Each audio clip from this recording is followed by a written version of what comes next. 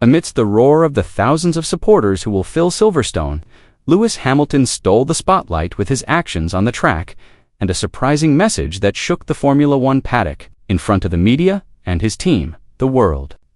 Champion made a statement that not only impacted Ferrari's future, but also directly criticized Charles Leclerc and the Red Team engineers. Is this the first sign of internal division or a major revolution that will bring Ferrari back to the top? Let's discuss. In England, Hamilton is a religion. At Ferrari, he is just part of a greater legend house, built by myths, not individuals. In Maranello, no driver is more important than the color red. Even the 7-time world champion must submit to that doctrine. But Lewis is more than just a driver. He is the center of gravity. He did not come to serve. He came to shake things. Something changed at the Chinese Grand Prix. Hamilton rejected Ferrari's standard setup. He demanded a more aggressive driving style, an unusual balance, and a different brake feel. The telemetry showed a striking difference. The result? Sprint pole. More importantly, though, Hamilton proved that his instincts were superior to the team consensus. Some engineers were surprised. Others began to believe. Riccardo Adami emerged from the gap. Not from Leclerc's camp and not part of Vassar's regime, he slowly became Hamilton's technical voice. Ferrari's most significant upgrade of the season, the new floor, was given only to Lewis Hamilton. As for Charles Leclerc, he was left to struggle with the old specification. The team's official excuse was diplomatic. There wasn't enough production time. But behind closed doors, the reality was starker. The floor was developed specifically to suit Hamilton's aggressive corner entry, precise braking, and stable, fast rotation style. This wasn't just a technical issue. Rather, it was a strategic decision wrapped up in a message. Ferrari's internal politics were beginning to show. Leclerc was shocked. He realized that he was losing more than just a technical advantage. He was losing the trust of his own team. The atmosphere in the red garage was changing. The whispers in the paddock were growing louder and louder, becoming an unignorable murmur. Ferrari had made its choice, and it wasn't Charles. Silverstone is not just a circuit. For Lewis Hamilton, it is sacred ground. It's the place where he made history, built a dynasty with Mercedes, and created unforgettable moments in front of tens of thousands of British fans who adore him. But this time, he did not return in the silver uniform he had worn for more than a decade. He came in red. With a calm demeanor and a confident look in his eyes, Hamilton did more than show up. He made a claim. I am proud to wear red here, but it is the love of the fans that gives me power. His words sounded warm, even sentimental. However, in the world of Formula One, which is filled with codes and symbols, the statement is a sharp bullet. Hamilton wasn't just talking to the media. He was also talking to his rivals, his former team, and Charles Leclerc, who technically remains Ferrari's leader this season.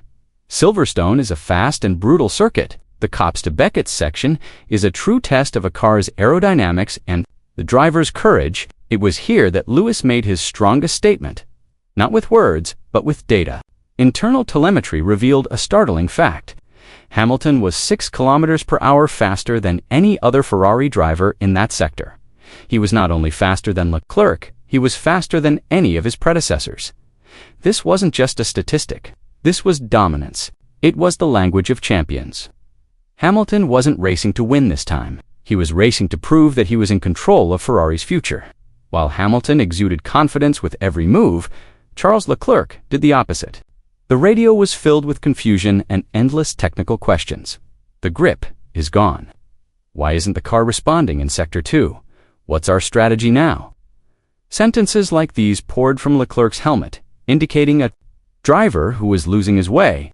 Amid the roar of the British fans and under the pressure of his much more experienced teammates' performance, Leclerc seemed to be engaged in an internal battle that had just begun.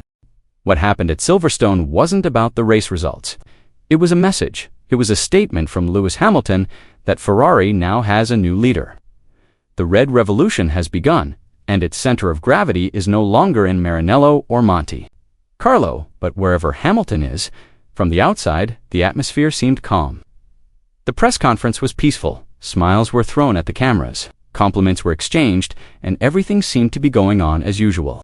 But as soon as the door to the briefing room closed, the atmosphere changed. Tension hung in the air. Lewis Hamilton spoke first. He was firm, direct, and known in sense.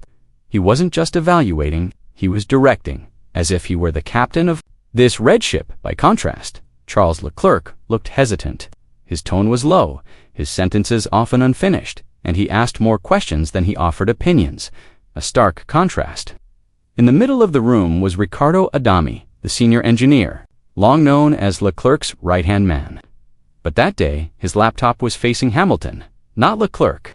Not Leclerc, a small detail. In Formula One, though, a world that lives by millimeters and milliseconds, small details reveal everything. Ferrari is no longer one voice. Two factions are slowly emerging, side by side, but moving apart.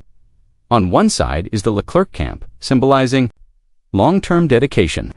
Born and raised with the team, he is the heir to the Maranello spirit. On the other side is a new faction beginning to form, those captivated by Hamilton's presence. Hamilton is a figure who brings not just speed, but also vision, direction, and most importantly, influence. Ferrari smiles in public. But behind the walls of the briefing room, cracks are clearly audible. The SF25's technical design is also beginning to reflect this major change. The car's setup is shifting increasingly toward Lewis Hamilton's preferences. In every performance evaluation, Hamilton's data and input are given top priority. Conversely, Charles Leclerc is increasingly on the defensive, facing technical challenges and frequent disregard in crucial decision-making processes. This is no longer just a battle of who is faster on the track. It's about who controls Ferrari's future direction and narrative. The Scuderia now speaks two languages. One is calm and measured, yet controlled English, a nod to Hamilton's influence. The other is emotional and proud Italian, but it is beginning to sound nervous and defensive, a nod to the traditional voice that feels threatened. And Frederick Vass, he stands between two great forces. The team principal is trying to maintain balance between two forces that are drifting apart. But everyone in the paddock knows this kind of balance can't last in Formula One. Sooner or later, big decisions must be made. Every technical decision, every radio moment. It all boils down to one big truth. Ferrari is undergoing a fundamental shift. More precisely, it is being transformed by an outside force that cannot be ignored. Lewis Hamilton didn't come to Ferrari to simply fit in. He came with vision, experience, and a burning desire to end his career with the greatest story in Formula One history. He wasn't part of the project, he was the project. Now, slowly but surely, the entire internal structure of the team is beginning to gravitate toward him. Ferrari no longer speaks with one voice. Behind the proud red exterior, a tug-of-war rages between tradition and ambition. Is Ferrari ready to change for the future, or will it collapse because it clings too tightly to its past glory? Share your thoughts in the comments section.